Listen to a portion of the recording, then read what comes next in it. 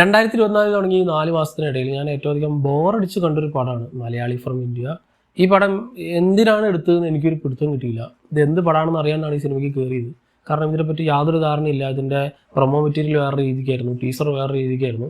So ഒരു പിടുത്തമില്ലാതെ കയറിയൊരു പടം കണ്ടു കഴിഞ്ഞിട്ടും ഇത് എന്ത് പടമാണെന്ന് എനിക്കറിയില്ല. ആരോടൊന്നും പറഞ്ഞ് മനസ്സിലാക്കാനും പറ്റില്ല. കാരണം ഈ പടം ഇത് എന്ത് ടൈപ്പ് പടമാണെന്ന് ചോദിച്ചാൽ എനിക്ക് മനസ്സിലായില്ല. ഇത് എന്താണ് ഉദ്ദേശിച്ചതെന്ന് മനസ്സിലായില്ല. ഇതിപ്പോൾ രാജ്യസ്നേഹമാണോ, അതോ മതസൗഹാർദ്ദമാണോ,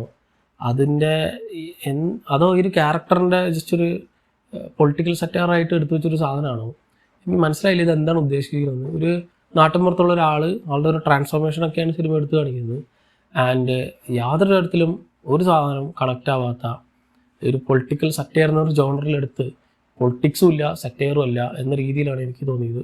സോ സിനിമയുടെ ഒരു തുടങ്ങുമ്പോൾ തന്നെ നമുക്ക് കണക്ഷൻ വിട്ട് കഴിഞ്ഞാൽ പിന്നെ ആ സിനിമ ഇന്ത്യയിൽ നമുക്ക് ആ രീതിക്കായിരിക്കും തോന്നുക.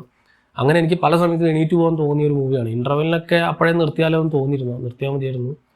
സ്റ്റിൽ എന്തെങ്കിലും ഉണ്ടാവും എന്ന് വിചാരിച്ച് നമ്മളിപ്പോൾ ഈ ഇതിലെ നിവിൻപോളിയുടെ തന്നെ കഴിഞ്ഞ 5-6 പടങ്ങളുടെ ഫ്ലോപ്പ് ഇത്രയും കിട്ടിയിട്ടും പിന്നെ അടുത്ത പടത്തിന് പോകണമെന്ന് ഇത് നന്നാവും എന്ന് വിചാരിച്ചിട്ടാണ്.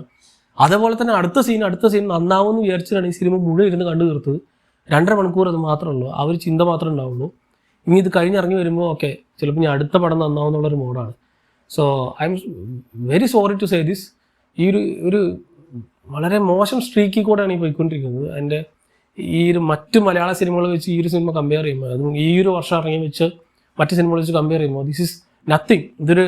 ആ ഒരു ഗണത്തിലേ പെടുത്താൻ പറ്റാത്തൊരു മൂവിയായിട്ട് തോന്നും. കാരണം എൻ്റെ അറിലി വേറെ എങ്ങോട്ടോ പോയാൽ എന്തൊക്കെയോ ഉദ്ദേശിച്ച് എന്തൊക്കെ ഔട്ട് വന്നിട്ടുള്ളൊരു മൂവിയാണ്. ടു ബി ഫ്രാങ്ക് ഭയങ്കര ബോറിംഗ് ആയിരുന്നു.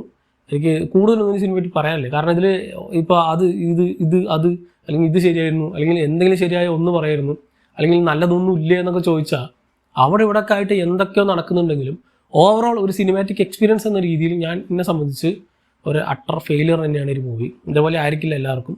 ചിലവർ കുറേ പേര് ഇരുന്ന് ചിരിക്കുന്ന ആൾക്കാരുണ്ട്, തിയേറ്ററിൽ കൈയടിക്കുന്ന ആൾക്കാരുണ്ട്. പക്ഷേ എനിക്ക് ഒന്നും എവിടെ സ്ട്രൈക്കായില്ല. ഇതിൻ്റെ ഇൻറ്റൻഷൻ പ്രോപ്പറായിട്ട് എനിക്ക് കിട്ടിയില്ല. ഇതൊരു കോമഡി മൂവിയാണെന്ന് ചോദിച്ചാൽ അല്ല, ഇതൊരു പൊളിറ്റിക്കൽ മൂവിയാണെന്ന് ചോദിച്ചാൽ അല്ല, രണ്ടും കൂടി മിക്സ് ആക്കിയിട്ടുള്ളൊരു ബ്ലാക്ക് കോമഡി ആണോ അല്ലെങ്കിൽ പൊളിറ്റിക്കൽ സറ്റയർ ആണെന്ന് ചോദിച്ചാൽ അല്ല.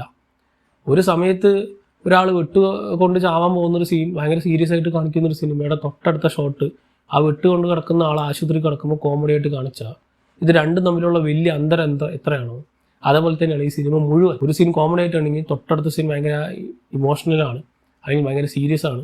എന്നാൽ ഇതിൽ രണ്ടിൽ എവിടെയാണ് ഈ സിനിമ പെടുകയെന്ന് ഡയറക്ടർക്ക് പോലും മനസ്സിലായിട്ടില്ല എന്നാണ് എനിക്ക് മനസ്സിലായത്. സോ ഇതിൽ കൂടുതലൊന്നും എനിക്ക് പറയാനില്ല.